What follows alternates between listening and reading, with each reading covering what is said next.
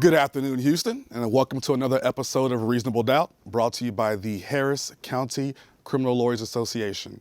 Today, I am playing the role of JV and the role of Murray. I'm just Damon Parrish, all right? Co-host, now host.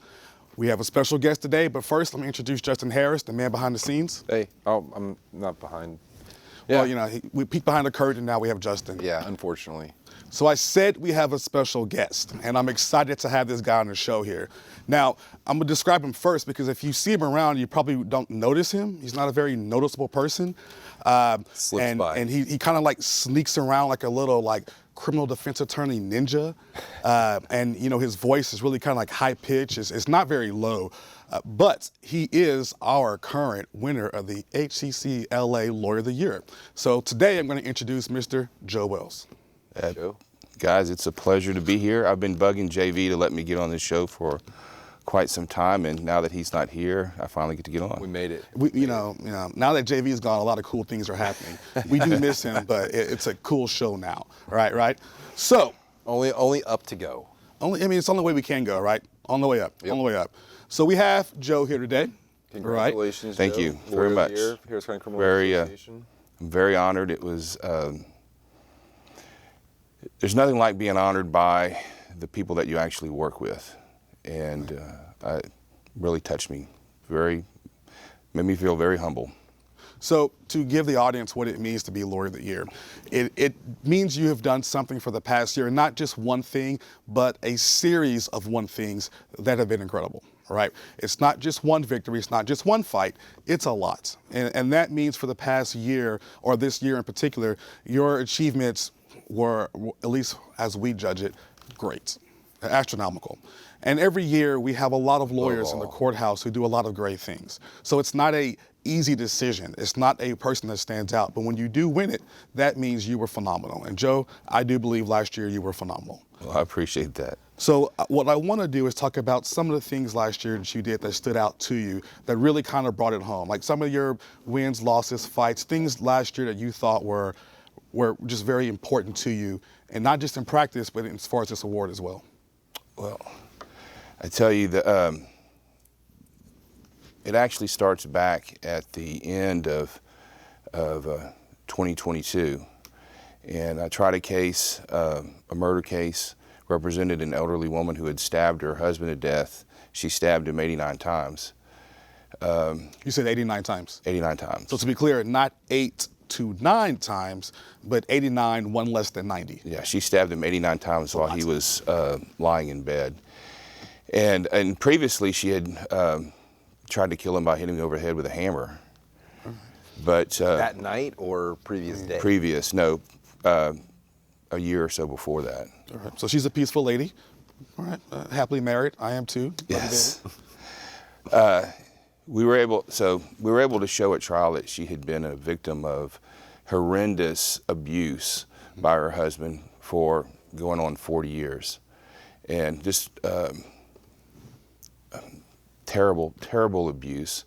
And what was interesting is the state knew about all this abuse. Their own expert pointed out that she was a classic case of a battered spouse, but they just would not offer her anything other than a PSI. Right. And So let's pause for a second because I want to dissect this. You said she was a classic case of battered spouse. What does that mean? So that means that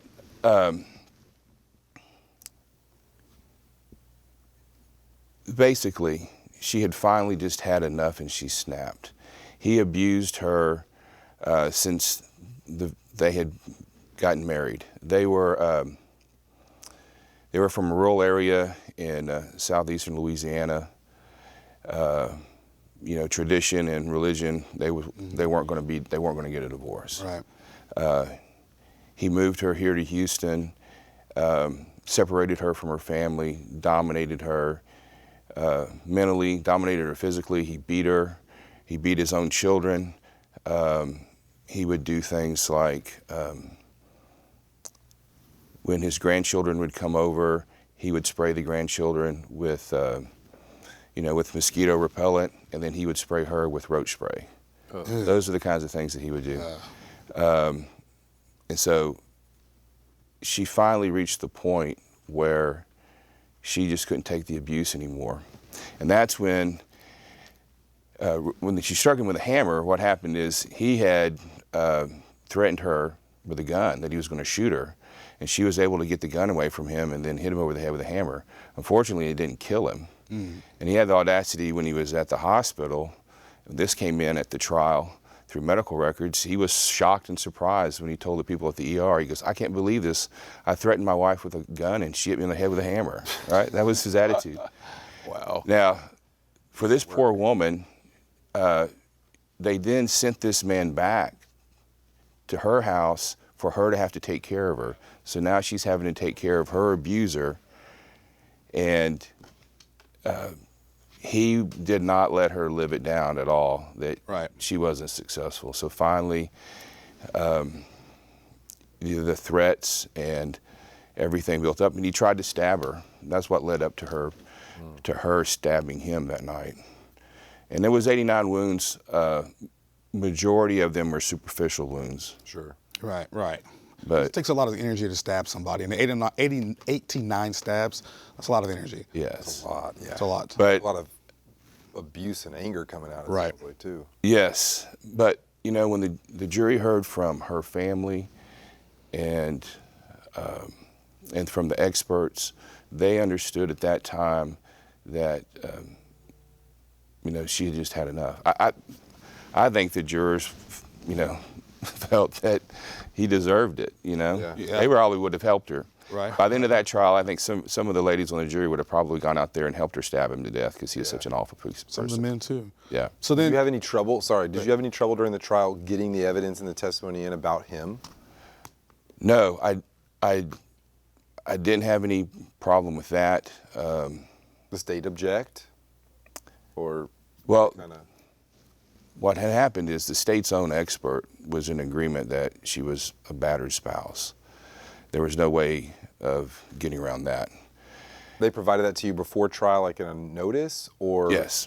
Wow. And what we had tried to do was, you know, even though this was a murder, I tried hard to get them to either reduce the charge so that we could put her on deferred adjudication, given her age, or there was also a pending arson charge, because when the police came to try to arrest her, she tried to kill herself and set her house on fire.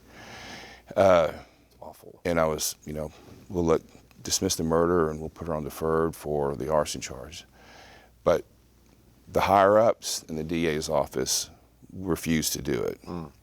And they're only, I would say that Kim Ogg's office lacked the courage to do the right thing in this case at the higher level. yeah. And their only response is, well, you can go to the court for PSI. And Joe, you know the judge will give her deferred. And I was like, there's no guarantee. You can't tell me, if you think the judge is going to give her deferred, then you give it to me. Right. And to be Seek clear, justice. it's only on a deferred on the arson. So they were willing to dismiss the murder and go into arson, or they want to reduce it to a manslaughter. They were willing to reduce it. No, they were willing to reduce it to an aggravated assault. Okay. Right. And let us go to the judge on a PSI. So at this point, the DAs, they believed that your client was, in essence, acting in self-defense. She'd been battered, she'd been stabbed or tried to be stabbed. She had enough. So they kind of believed it, but they still weren't willing to do the right thing. Right. It was, when they were whenever you're talking to them, they said, well, we got to go talk to this committee or, now, the way things are in the office right now, so much power has been taken away from the chiefs and the district courts. It's not like it was when I started practicing.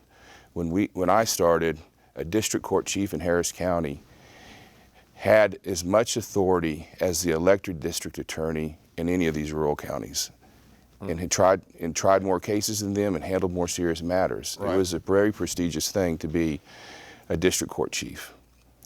And I believe that under Ogg's administration, they've stripped all that power away. And I believe it would have been left to the chief in the court, the case would have been resolved that way. And not to You're not the only one that feels dovetail. Yeah. by the way. Not to divert completely from what you're saying here, but I think part of the issue of that would be you have people who are like 2 or 3 years into being a prosecutor and are now chiefs of a court. Like when I started practicing, you were at least 10, 12 years in before your district court chief. Now you're 2 or 3 years in. It's like the experience to really appreciate what's going on and to understand it, which is a problem because now you have your clients who very clearly should not do a day in jail, and here we are. So now you're in trial. And you said something about a PSI. What is a PSI? So a PSI is short for pre-sentence investigation. So whenever you do a PSI, it's basically having a court trial just for punishment.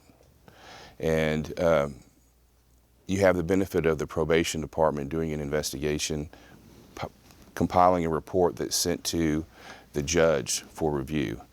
And the rules are a lot more lax whenever you do a PSI. You can get a lot more evidence in that you don't have to really fully comply with the rules of evidence. It's easier to get stuff in before the judge and simply going to the judge for punishment. Right. Unfortunately, in Texas, the state has a right to a jury trial as well. And so we just can't do a PSI unless the state's willing to waive their right to go to a jury. And believe it or not, the district attorney's office, there's a list of judges that they will not let you do a PSI to. Absolutely. I mean, I've encountered that today, in fact, on a murder case. And they're like, look, we're ready to resolve the case right now. If you let us do a PSI, our client will plead guilty and, won't have to waste a time of 12 jurors. And you could use that jury for another important trial, and we could move this case on down the road and have a one-day hearing and decide this man's fate. And they're like, Joe, we'll never go to a PSI to this judge. Right, which makes no sense, right? Wait, But yeah. no, it's the current office. I mean, it makes sense, but it is like the opposite of the prosecutor's duty, right? I mean, because you have the judge that they're talking about as an elected judge, right? Yes. So the voters of Harris County said, we want that person to be in charge of that court and to make decisions about the cases that come into that court. And the now lame duck district attorney's office is saying, we won't let that judge make a decision because it's who that judge is. The judge next door, we're okay with on the same kind of case, but not this judge. Well, and to me, the way I look at it is, I have an elected DA who's a Democrat saying that she doesn't trust another elected Democrat to decide a case. That's a whole, we have a whole other issue there with to that, me, but you're right, exactly. They can go on forever. I mean, we can all I know is if you run on a platform and you're saying that you're progressive, and then you won't let another judge in your own party decide a case, it doesn't make any sense to me. Right. No, well. But anyway, I wasn't willing to put my client's life on the line, counting on a judge to make the right decision, especially because the case had gotten moved to the ERD, which is the emergency relief docket. So now I didn't know which judge I'd have deciding the case whenever we did have the PSI. The PSI hearing. And I tried to talk to several of the visiting judges to see what they would do, and none of them were comfortable giving me any idea whether or not they would do it. And I frankly didn't think any of them would have the backbone to put her on deferred. So we ended up having to try it. So now, Who'd you try it to? right, so you're in trial. Who was your judge? How'd it go? We tried it to Belinda Hill. It was great. Oh, that's a great trial. Fairest judges in this courthouse. Yeah. She probably wanted to come help do a couple stabs. At Yeah, that so every time I see Judge Hill now, she asks me how my client's doing. I'm not surprised at all to hear that So either. the funny thing about Judge Hill is she's one of the best judges to try a case in front of, would never go to her for punishment. But Yeah. she's extremely fair, and so you can't get a better trial. I've heard you say that on this show quite a few times. I'll say it every time. And I love Judge Hill. She's great. I will tell you though, one of the first felony cases I tried with Judge Hill was an injury to a child. My client, my wife, she loves this case. My client, old school Mexican lady when I say Mexican, she's from Mexico, immigrant, not legal. Okay, she's charged with felony injury to her child, which would have deportable offense. Okay, tried and tried, She was willing to do a year in the Harris County Jail on a misdemeanor. She just could not get the felony conviction. And at that time, the DA's office was like, no, we won't offer it to her. What were some of the facts? Do you remember? So what happened in that case, she had left, she worked two jobs. War stories here. So. Okay, so she worked two jobs. So she left her daughter, who was I think 12 at the time, a note of chores that she had to do. She'd written it on the back of an envelope, an old envelope. And when she got home, her daughter hadn't done the chores. So she confronted her about it. Yeah.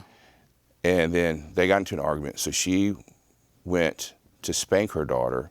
Being old school Mexico, she took her shoe off, her sandal, the chancla, and she was going to spank her with the chancla. Well, the daughter did the worst thing you could possibly do. She took the chancla away from her mom. Yeah. Yeah, right? So then the mom made the mistake of grabbing an extension cord that was attached to an iron and whipped her with the extension cord and left some red marks on the back of her legs. And then her ex-husband's sister saw those marks. Her ex-husband's sister was in a same-sex relationship with another woman. They wanted a child, and so then they got involved. And that was part of what came out in trial was they wanted this girl to come stay with her. Right. And the dad didn't even show up for trial, and the sister didn't.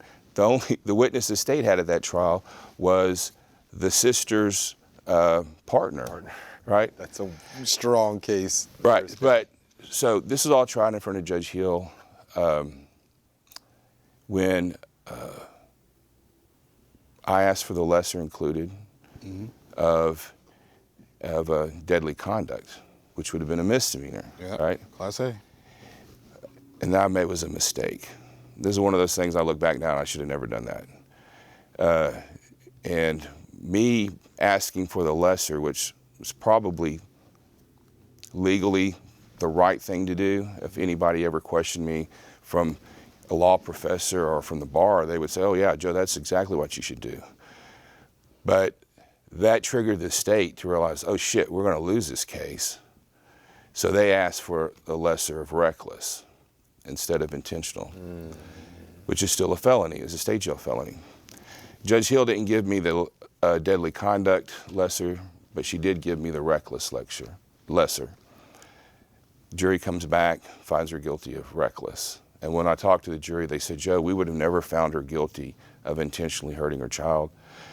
We thought you wanted the reckless. That's why we gave it to her. And I was like, no, I never wanted it. But speaking about Judge Hill, after the trial, we went to her for punishment. And she's from the bench, she looked at the DA's office and told them, you misled me on the severity of these injuries. The injuries that you described to me is not what I heard during this trial. So then she picked up the phone and she called one of her friends who's an immigration lawyer and said, what can I do to prevent this woman from being deported? So Judge Hill gave her 11 months of probation. Yeah, okay. Okay, Right. to prevent her from having, so she was convicted of a state jail felony but received less than 1 year's punishment. There you go. So kind of like To watch. muddy the waters. So she was never deported. That's good. awesome. But I always have a lot of respect for Judge Hill for doing that. Oh, as do I. And still not punishment though. So I think one of the things, Though my most recent case, I had a serial rapist, and she was great in that trial because my guy was hard-headed and he was looking at spending the rest of his life in prison. And we had an extraneous hearing. He had all of these other sexual assaults that the state had dug up either through DNA evidence or through other witnesses, where he was had 3 different rapes along Bissonnette, 1 in Georgia, all similar, extremely similar to the one he was charged with. And so we had this, picked a jury, we did opening statements, and then we had the next morning, we came to court early, and we had this extraneous hearing for her to decide what she was going to let in. And he had 5 extraneous. So Judge Hill, after it was over, she says, well, 2 of them I'm not going to let in. but she says, 3 of these are coming in. And she looked at him and says, I want you to understand that once these jurors hear these 3 other extraneous offenses, you're done. I said, she said, she badgered him into taking the 30-year offer. Which is probably good. It was 30? 30. Yeah. It was a good offer. Good offer. So Joe, there was something you mentioned earlier that I also want to elaborate on. You talked about how that murder trial impacted you, and you talked about how that first trial, injury to a child, impacted you. As a fellow trial attorney, these things are more than just cases to us. You know what I mean? Like you felt it personally. So how do you deal with it as an attorney when you go to trial on somebody who you believe is absolutely innocent, or maybe not deserving of what the state's trying to do, and it's just you, and just you? How do you deal with that? All right. That's the best. All right. That's what we are meant to do. All right? Right. Let me tell you, there's no greater feeling than me sitting down at counsel table with my yellow notepad, or now it's my iPad, me and my iPad and my client versus the state of Texas. They're across from me. There's 2 lawyers there trying the case. Their appellate division is in the same building. They have their own equipment in the court. I have to bring my own equipment in. I don't have anything that I don't bring with me. They have the entire, either the sheriff's department or the police department at their back to do their bidding. They have the constable's office. They have their own investigators. And then it's just me. And there's no better feeling than that.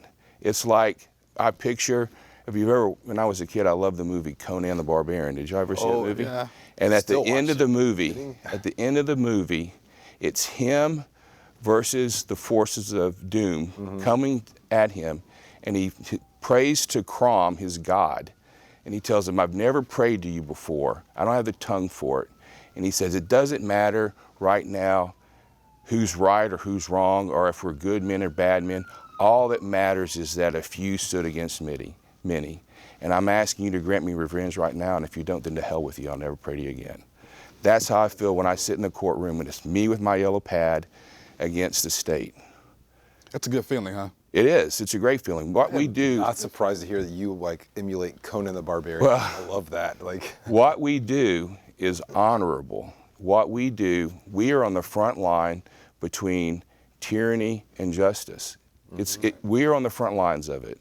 Every single day when we go down there and we fight for the rights of people that, be honest with you, there's some terrible people, okay?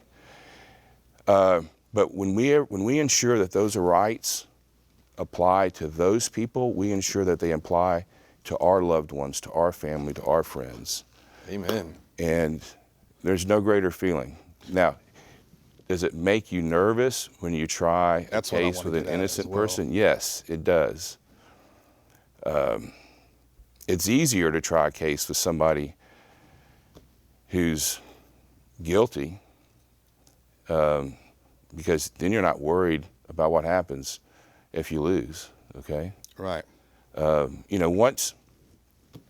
you have a person who has a long record, they're habitual, they've done a bunch of horrible things in their life, and the evidence against them is really strong, then if you do your best to try to resolve their case and they won't listen to your advice, or if you just can't get the state's being so unreasonable, then it's easy to try that case because there's nothing on the line. You've done what you can. Absolutely. Yeah, but when you have a person that you believe is innocent, it's hard. It puts the pressure on. It's tough, and I think one of the reasons why you were the winner of this award this year, and honestly, you could have won it other times in the past, is these aren't just cases to you, right? I mean, it impacts you, like you said, and you stand on the front line, and that's something we all strive to do. So kudos to you again. So now you've tried this case, and what was the verdict, by the way? Oh, she's found not guilty. Not guilty.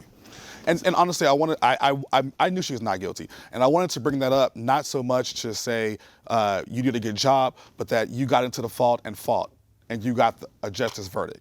And good things happen when you try cases, and that your client now is free to live her life because of you. And I think other attorneys would have pressured her to do a PSI or whatever, and you said no.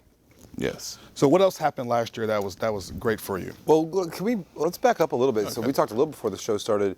You've been practicing you've been licensed 26 years? Yes, my math is correct. I graduated in 97. Okay. And you started off doing some personal injury, and then Yes. more personal injury, and then you kind of gravitated towards criminal. Like, Yes. I either got distracted or we kind of got. So I started practicing criminal law. When I was doing civil work, I always wanted to go to trial, and there's a reason why the plaintiffs' lawyers belong to an organization where they all call themselves litigators, because hardly anybody ever goes to trial anymore over across the street. When I say across the street, I mean the civil courthouse. I mean, we know that by experience. During Harvey, we had to occupy that building. And where were at that they? point, it became very clear they just don't try much over there. Right, okay? right. And that was what was happening in my career as a plaintiff's lawyer. We just never got to go to trial. Felt like a bridesmaid, you know. Always there for the wedding. Always there, always working bride. it up, but never getting to go. Terrible. So when I opened up my own office, I started doing criminal work, and something that I'm proud of is I'm self-taught. I never worked at the DA's office. A lot of people, you know, think that. I never worked there either. Yeah. Either.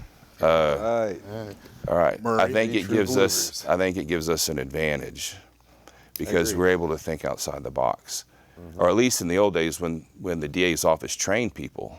All right, and they tried a lot of cases. They were taught to try cases in a certain way. They were very methodical about it. You know, go down your checklist, and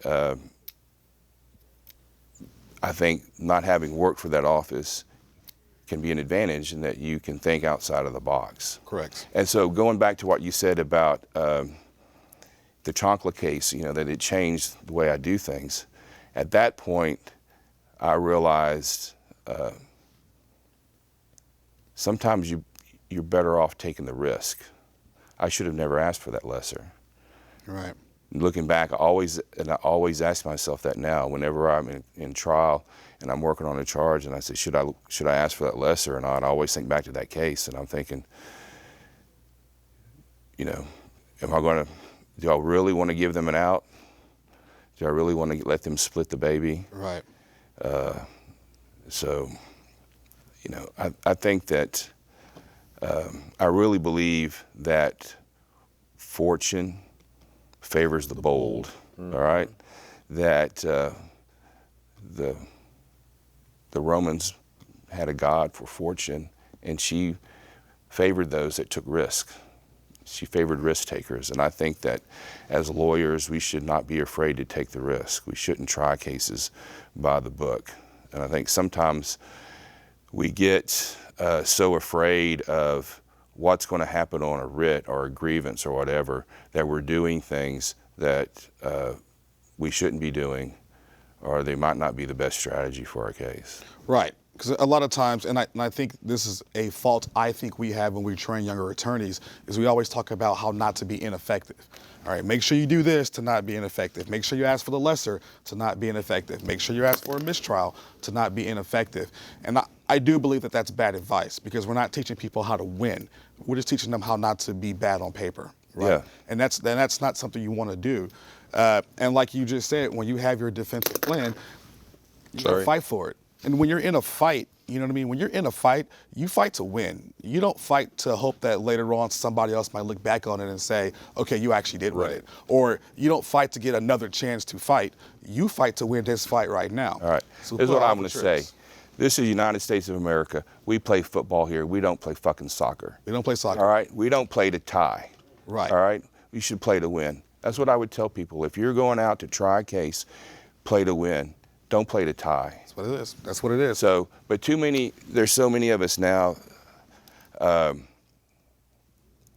you know, I think that a lot of the strategy is, well, if we can tie it up, that's a good thing. I think a lot of strategy is if I can tie it up or get another chance at it, or if I can look good on paper, right? And I do believe that a lot of times we have scared people to not wanting to be found ineffective, but you have to win. You got to take that chance. You got to fight. And honestly, when you do play to win and fight to win, most of the time you get something good. Yeah, Like, well, it works out in your advantage. You said we think outside the book. I was like, we don't go by the book. I'm like, where is the book? You know, I don't know where the book is, but I guess the DAs are all reading. I mean, Kim Ogg wrote that 88-page memo on discretion, so they probably have a book on also. It's like 800 pages on how to try a case. I don't know if they have that book. They haven't read it, but I think you're exactly right. Like I think have an advantage that we haven't been trained that this is the way that you go and do that. You know, I worked for a couple different criminal defense attorneys and only criminal defense attorneys and learned different ways. And then ultimately, like I've always said, you got to find what works for you and be yourself to the jury. And that seems like what you do. You don't put on a show. You go in there and you put out your client's narrative, your story. And it sounds like one that you, by the time you got into trial, you know backwards and forwards and you believe fully. Yes, and sometimes I'll tell you that when it's all said and done, say I try a case and I lose a case and I'm all upset, and my wife will pull me aside and she'll say, "Joe, come on, you really know." All right. Well, yeah. I didn't want to, so you've got to whenever you're trying a case, you've got to put yourself into that mode and you've got to believe it. Mm-hmm. Mm-hmm. And you got to believe, you got to believe you can win. Yeah, sometimes she's there to pull you there and well, when I get don't done, believe your own BS. Like, yeah. You know he really did do it, right? Don't forget that. But that's not the question, is can they prove it, right? I know. And that's the biggest deal. Yes. I agree. Can they prove it within the bounds of the law? Within the bounds of the rules, can they prove it? You know, when you were accepting the award, like in front of everybody at the banquet, I don't want to say shout out, but your recognition of your partner, your wife was, I don't know, for some reason that one stuck with me even more than some of the Lifetime Achievement recipients. That's what I think is important for us, right?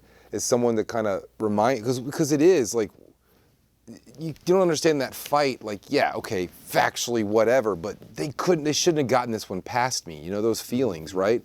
But to have somebody at home or on the phone to be able to like pull us out of the clouds and remind us, you did what you could, you did the best that you could. At the end of the day, you can't change the facts.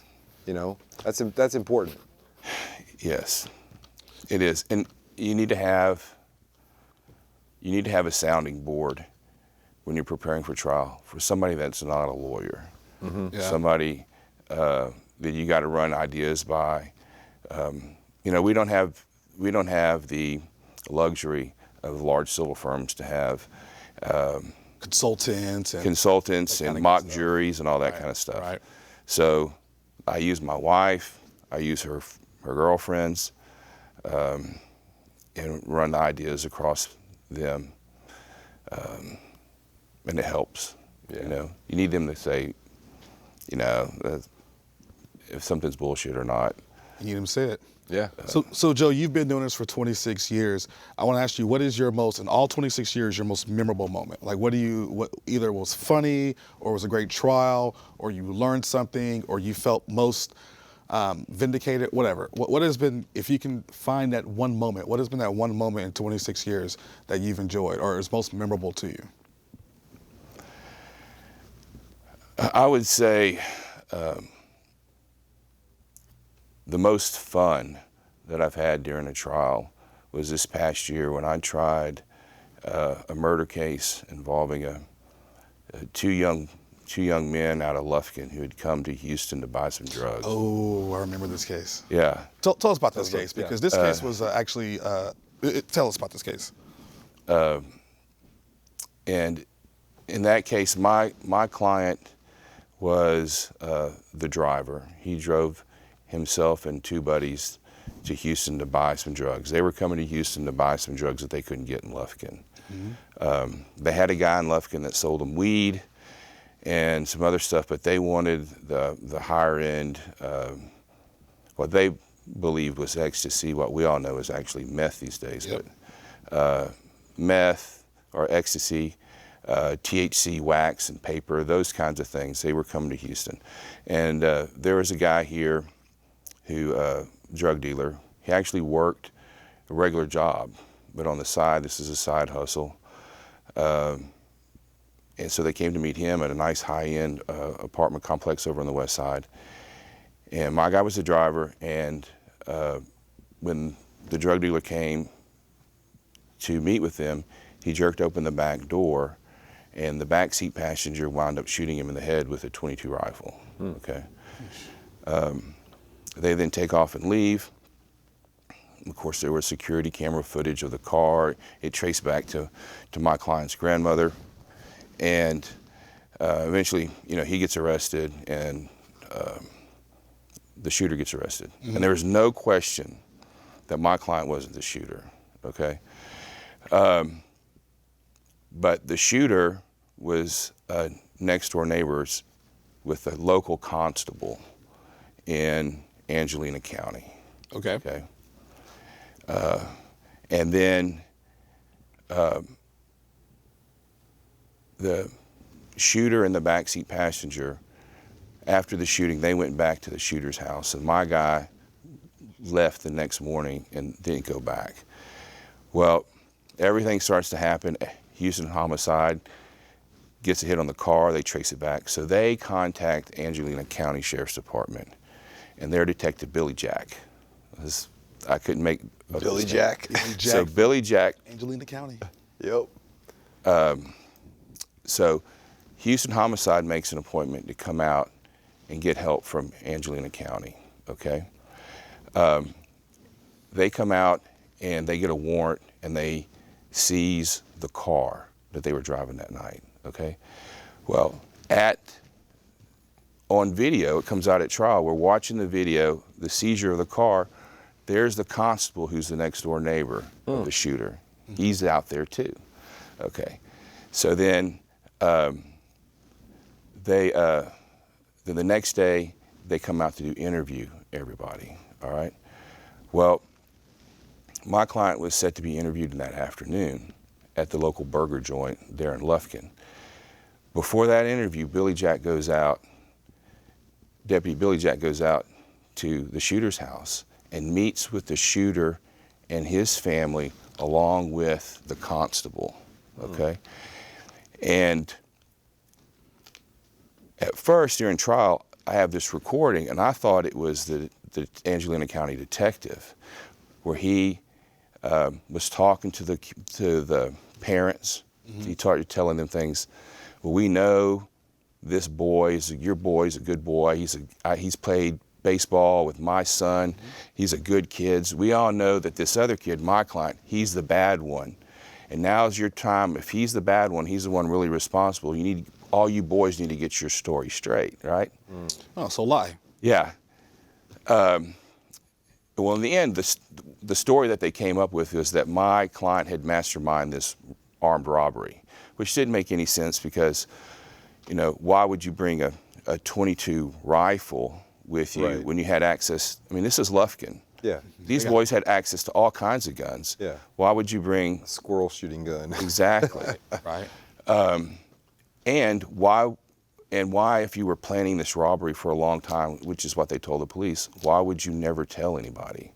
I mean, why would you not tell the people in the car with you until after the person? This was your plan. Yeah. Did they take cash with them?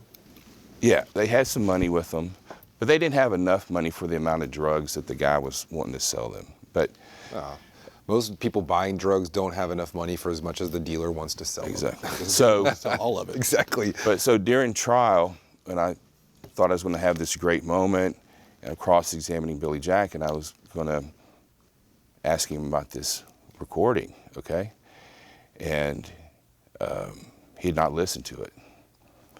So we break, give him a chance to listen to it. He comes back in to court, and I ask him about, you know, this recording, and he says, "That's not me." It's not me. All right?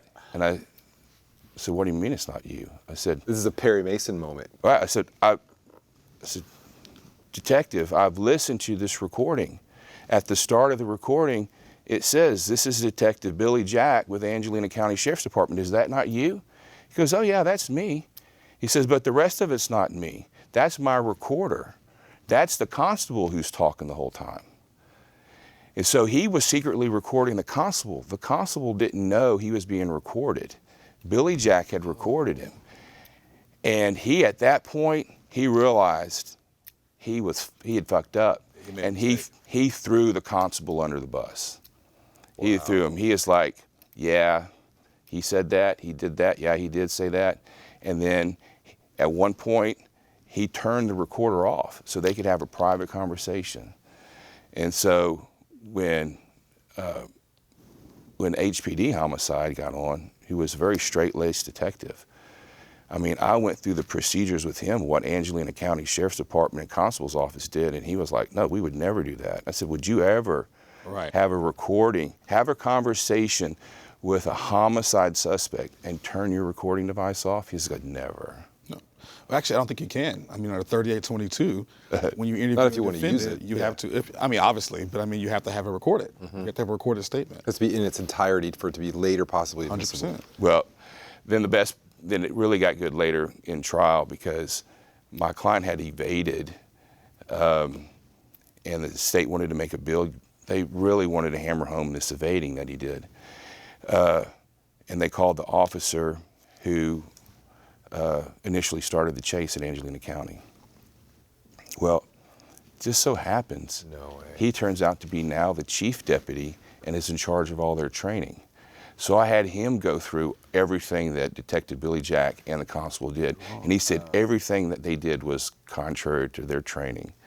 And the state had just given him to me on a platter. Yeah. They didn't have to call him. He wasn't involved in this murder. They were just piling stuff on. Right. And that was the most fun in a trial I ever had. And the jury on that case, we stressed, an accomplice. My client was an accomplice.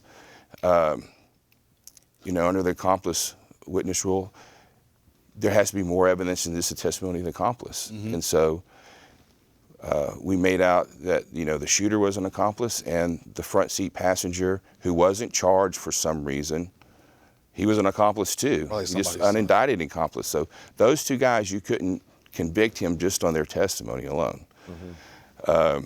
And drove home, mere presence is not enough. And so at the end, the jurors all came back and they're like, yeah, he didn't shoot anybody. And you told us mere presence is not enough. And not guilty. And they found him not guilty. Nice. So your client got tried separately from everyone else. There was no right. And then this is what this trial was backwards too. My guy, we've all been involved in a lot of these cases. Customary. You try the shooter first. Yep. You try the driver second. You let the driver see what the shooter gets. The driver deserves less than the shooter. Absolutely. Right? That's just the common thinking. But no, they tried the the driver first. And they had the shooter come in and testify against my client. They had offered him a deal. He got a PSI. Now listen, this is what pissed me off. I've never gotten a PSI with a 30-year cap.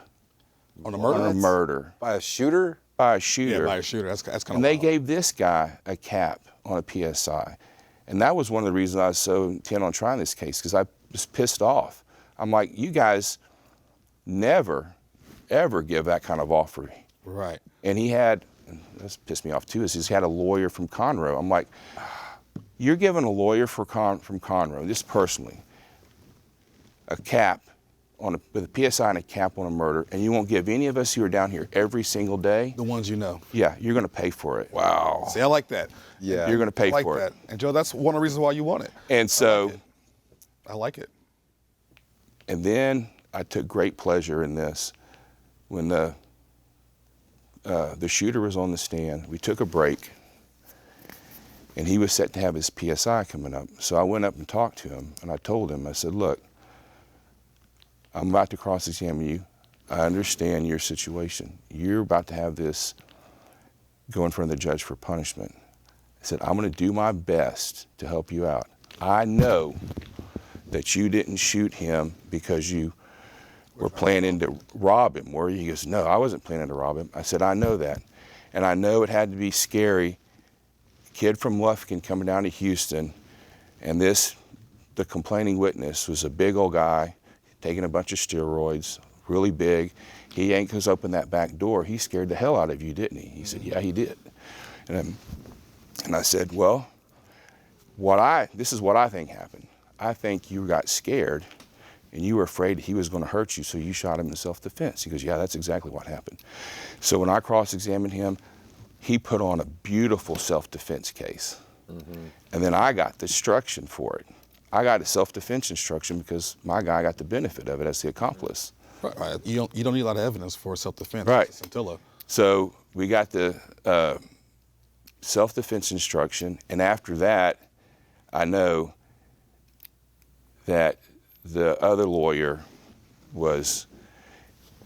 he sat there and watched his client put on this great self-defense claim after he'd already pled him guilty. Yeah. But he realized he messed up. Oh, yeah. He realized that he and hopefully, I know the state did not realize this, but they messed up also with pissing you off by giving something that they shouldn't have given to someone else. But, and then, you know, in the end, the state still gave the guy 25.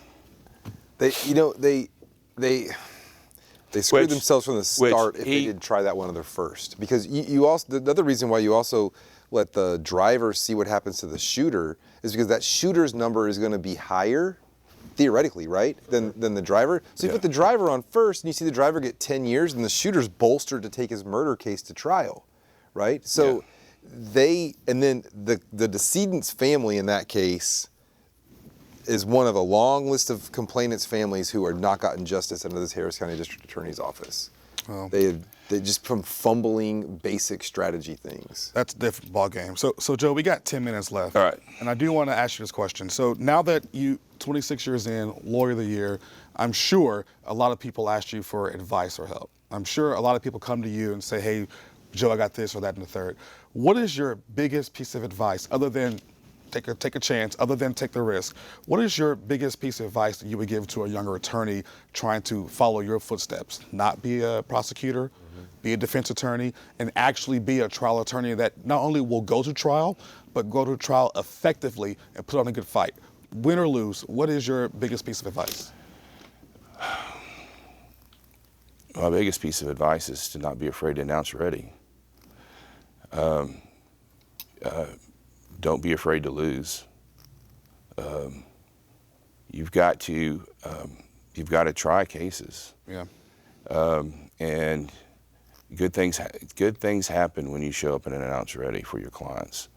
And you've got to be prepared. You really need to be prepared. You've got to know your file. And just be ready to take the risk and go, you know. So, and you know, there's lots of opportunities to sit with older lawyers. When I say older, more experienced lawyers who are trying cases. I mean, go help people pick a jury. You know, hang out at the courthouse and watch trials too. Watch closings, watch openings. You know. You need to, if you really want to get better at this craft, you got to watch it. So now, to take it kind of controversial, what would be your biggest advice for the defense bar to be a better defense bar? Oh, I like that one. Well, first of all, I think we have the best defense bar in the United States here in Houston. Coming from the civil side to the criminal side, there's more camaraderie amongst the defense bar than there is on the civil side. I've never had a defense lawyer not help me when I've asked for it, and I've had them so many times offer to help me when I didn't ask for it. You know, I don't know. I've never seen them do this on the civil side, but I mean, I'm in the middle of trial and take a break, and I have lawyers sitting out watching the trial come up and, hey, do this or do that, give you pointers or advice, all right? Now, I may not use it, but I'm telling you, it's the camaraderie amongst the Houston bar is, to me, I can't imagine it being any better anywhere else in the country. how I would make it better. Yeah, if you can. Like, what do you think that everything has a weakness, right? Like, nothing is 100% perfect. So, in evaluating our weakness, what do you think it is, and how can we improve it? He's only got 6 minutes. I mean, I only want one. You want one? Just one. One improvement?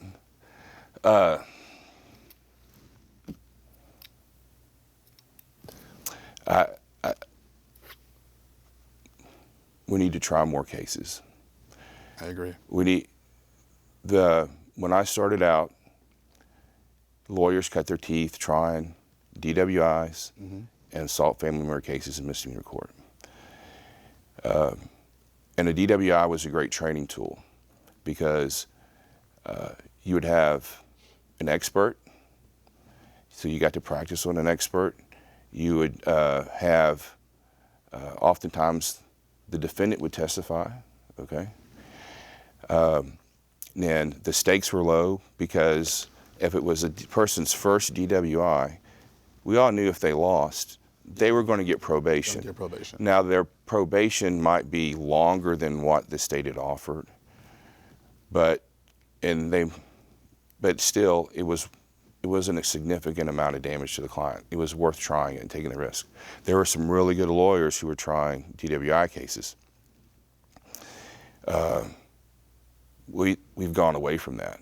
I mean, I don't know where lawyers, I know the DAs aren't getting any experience in misdemeanor court trying cases because they come up to felony court now, and there are felony threes that have no trials, all right, and felony twos that they may have 2 or 3. So I don't know where somebody that's just starting out on the defense side where they're going to get their trials at. So like you said, I agree. I think they get their trials by coming up to trial attorneys like yourself and sitting with them. You know, Yeah. when I started practicing, that's what I did. We just go sit with Charlie Brown, may he rest his peace, and just sit with people like that and get trial experience. I imagine you do the same thing. So I do agree. More trials are, and taking a chance at trials are important. Well, I've had, in a recent trial, had a young lawyer that was sitting with us, and I was like, begged him to take this witness, all right? We always have in a trial, we have some easy witnesses that you can cut your teeth on, like the crime scene photographer or, The medical examiner. Yeah, the medical examiner, depending on the case. Yeah, depending on the case. The bullet hole to the head, that was the cause of death? Okay. Gotcha. Right. But, we got to get them younger. The problem we have with our bar, the defense bar, stems from the DA's office not trying cases.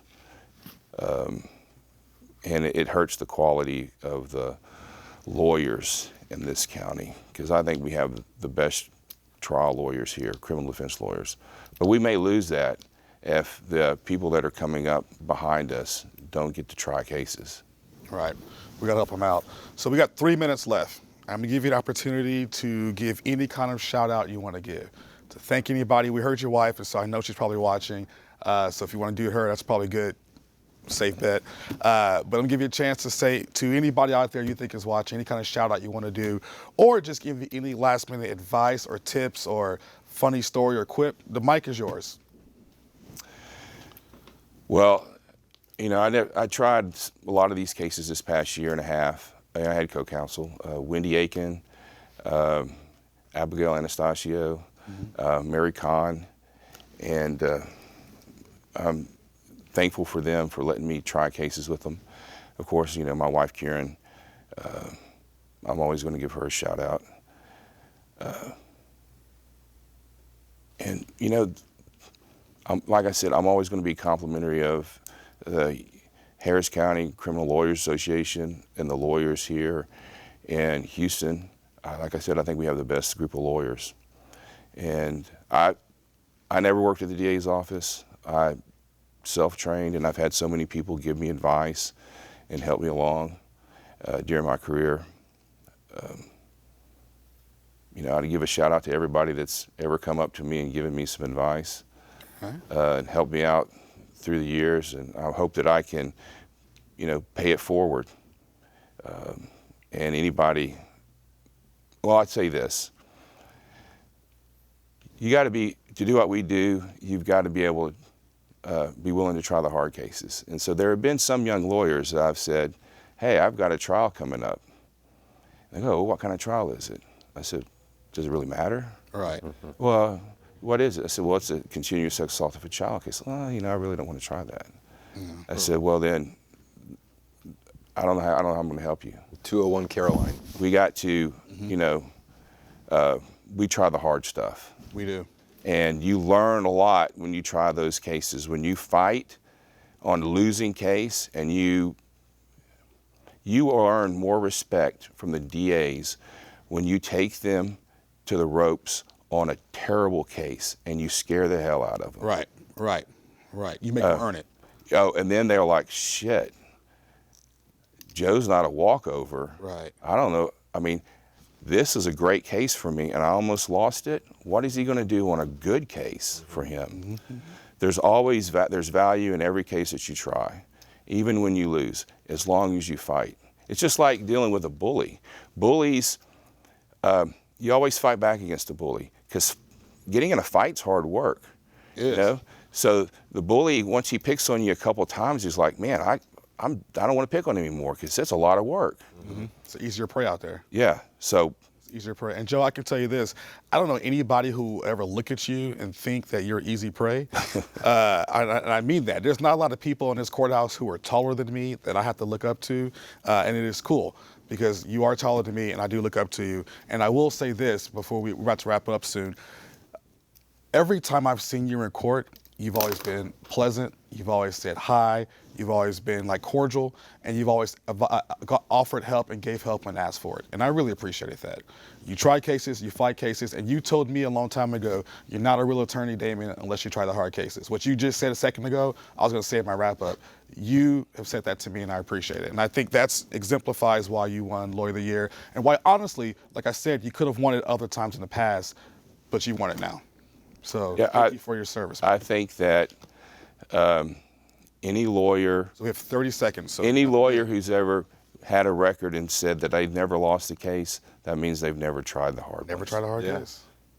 I agree with that. yeah. Justin, we got 30 seconds left. What do you want to say? No, this is awesome. I'm just glad I got Joe's cell phone number earlier today. I'm gonna see if I can sit some second chair trials with him. Absolutely. Joe definitely is the ninja. I was trying to get the nomination blurb that we got. You're being really modest. The last year and a half, you've been killing it, my friend. So I got to wrap up. I'm going to read Right. this from somebody special. She says, you know your cases inside and out, and you live and breathe them. Our entire family gets involved. The best defense is a great offense. That was Kieran Wells. By the way. Yeah, I know that. There you go. So, once again, guys, this is the Harris County Criminal Lawyers Association. We brought you Reasonable Doubt. Big thanks to Joe Wells for coming out. I Big appreciate thanks it. for the work you put in. Harris County appreciates it. We loves it. You did a great job. Thank you. Thank you, guys. Have a good night.